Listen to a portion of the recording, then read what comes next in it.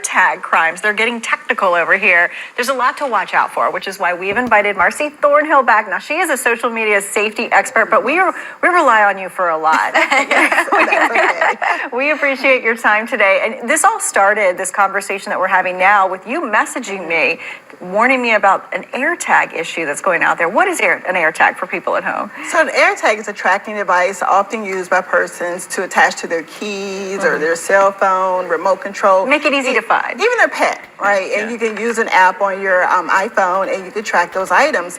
But then I was looking at an article where a young lady was being tracked by an AirTag that was placed on her car. And she didn't know it. She didn't know it. And the alert on her phone allowed her to determine where it was located on her car. But it really made me concerned that people are using these AirTags to now track people.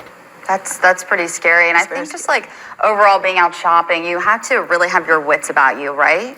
Yeah, so you want to consider your surroundings always. People that are close proximity, if they have the opportunity to drop an AirTag maybe into your bag.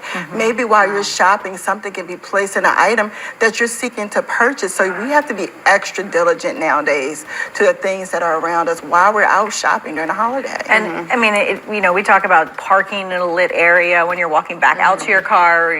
You have to think about these things in this day and age for all sorts of crimes, especially online too. Yes. Especially online. During this time of year, it's hectic. So you want to make yourself a hard target. Make it difficult for those attackers to reach out to you to get your information when you're out shopping. So consider things like not using a debit card or a credit card or vice versa. Maybe having a card specific for holiday shopping, paying attention to the AirTags that may be placed in your bags, but then also looking at your surroundings when you walk into your car. Don't take for granted that this is an older person or even a child, because they're using the elderly and children to bait people. So you want to be extra diligent. And when it comes to shopping online, do you advise using maybe a credit card over a debit card?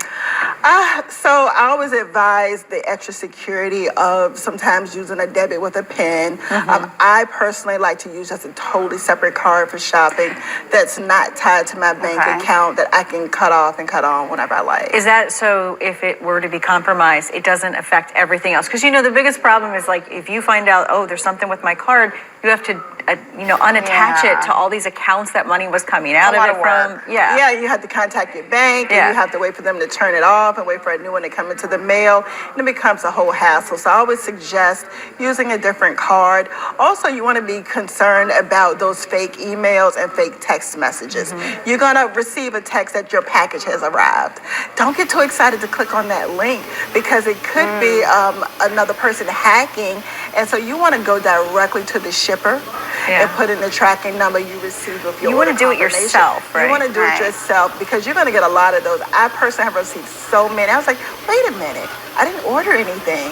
So, but we're excited to get a box. Yeah. So just be careful of those and those fake emails during the holiday. And the other thing you want to consider is holiday games and apps and wallpaper on your devices, because you're going to see an uptick in those being developed, but they're always not legitimate. Not everything in the App Store is interesting. vetted. I never thought about that before. Any other things that people should know about any of this?